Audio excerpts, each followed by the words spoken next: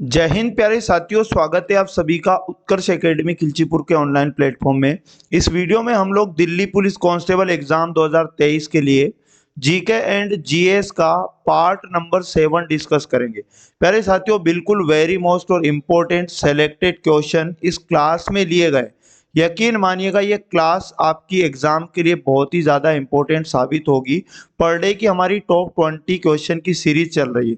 इससे पहले हमारे 6 पार्ट हो चुके हैं। यदि बाकी के पार्ट आप देखना चाहें तो प्लेलिस्ट आपको मिल जाएगी, जहां जाकर बाकी के पार्ट भी आप देख सकते हैं। इस क्लास का पीडीएफ आप डेली हमारे टेलीग्राम से डाउनलोड कर सकते हैं। टेलीग्राम का लिंक आपको इस वीडियो के डिस्क्रिप्शन में मिल जाएगा। यदि आप चैनल पर पहली बार विजिट कर रहे हैं तो चैनल को सब्सक्राइब करके बेल आइकन को ऑन कर लें, जिससे आपको सभी क्लास का नोटिफिकेशन तुरंत मिल पाएगा।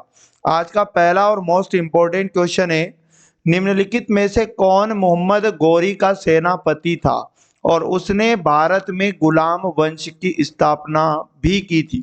तो प्यारे साथियों, मोहम्मद गौरी का सेनापति और भारत में गुलाम वंश की स्थापना करने वाले शासक का नाम आपको कुतुबुद्दीन ऐबक याद रखना है।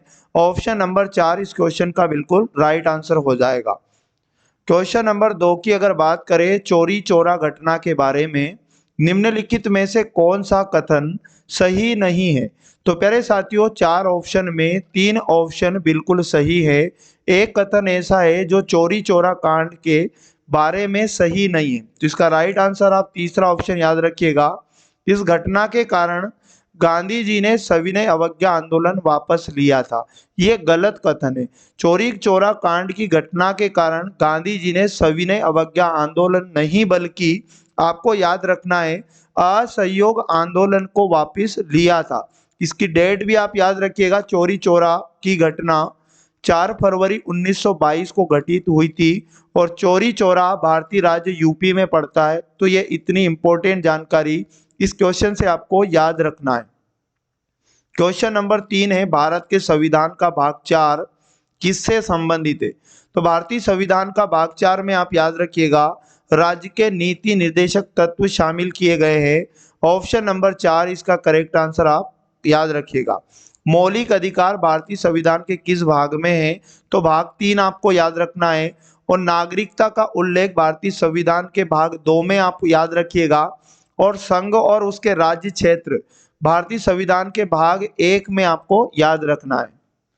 अगला क्वेश्चन हमारे पास है, निम्नलिखित में से कौन सी झील केरल राज्य में स्थित है। तो केरल राज्य में फेमस झील आप याद रखिएगा वेम्बनाड झील। ऑप्शन नंबर 4 करेक्ट आंसर हो जाएगा। चिल्का झील अगर एग्जाम में आपसे पूछ ले कहाँ है, तो ओडिशा आप याद रखिएगा। और उसके बाद कोल्लेरू झील अगर एग्जाम में पूछे तो आंध्र प्रदेश आपको याद रखना है। लोकटक झील आपको याद रखिएगा, ये मणिपुर राज्य में है। अगले क्वेश्चन की अगर बात की जाए 5 नंबर, निम्नलिखित में से प्रार्थना समाज के संस्थापक कौन थे। तो प्यारे साथियों, प्रार्थना समाज के संस्थापक आत्माराम पांडुरंग आपको याद रखना है। ऑप्शन नंबर 3 करेक्ट आंसर हो जाएगा। अच्छा, आपसे अगर एग्जाम में पूछ ले प्रार्थना समाज की स्थापना कब हुई, तो 1867, ये डेट भी आप याद रखिएगा। अगला क्वेश्चन है, ए ट्रिस्ट विद डेस्टिनी भाषण किसने दिया था।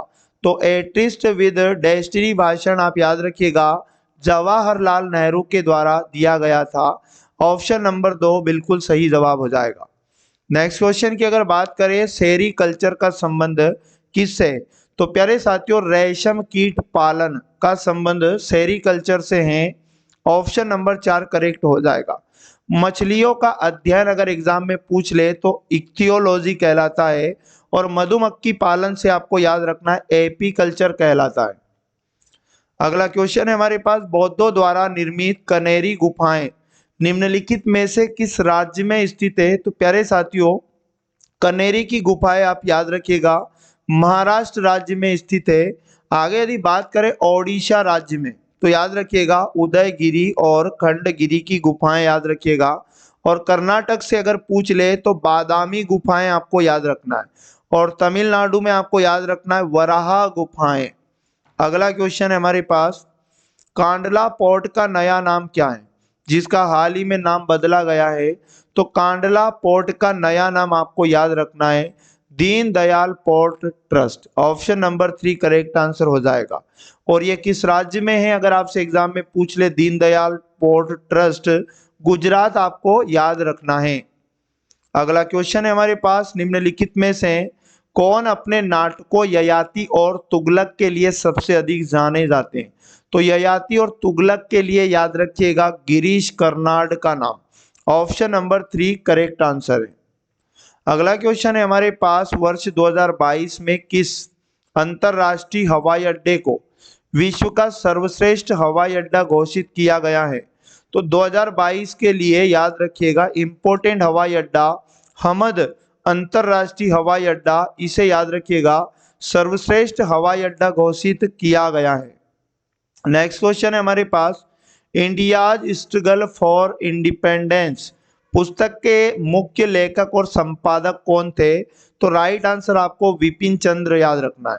ऑप्शन नंबर 2 बिल्कुल राइट आंसर इसका हो जाएगा। अगले क्वेश्चन की अगर बात करें, एक लेंस द्वारा निर्मित प्रतिबिंब क्या कहलाता है जिसे स्क्रीन पर प्रक्षेपित किया जा सकता है? तो याद रखिएगा इसका राइट आंसर हो जाएगा वास्तविक प्रतिबिंब। ऑप्शन नंबर 4 करेक्ट आंसर आपको याद रखना है।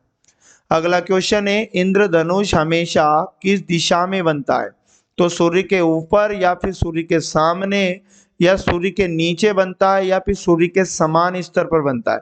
तो प्यारे साथियों, इंद्रधनुष हमेशा याद रखिएगा सूर्य के सामने बनता है।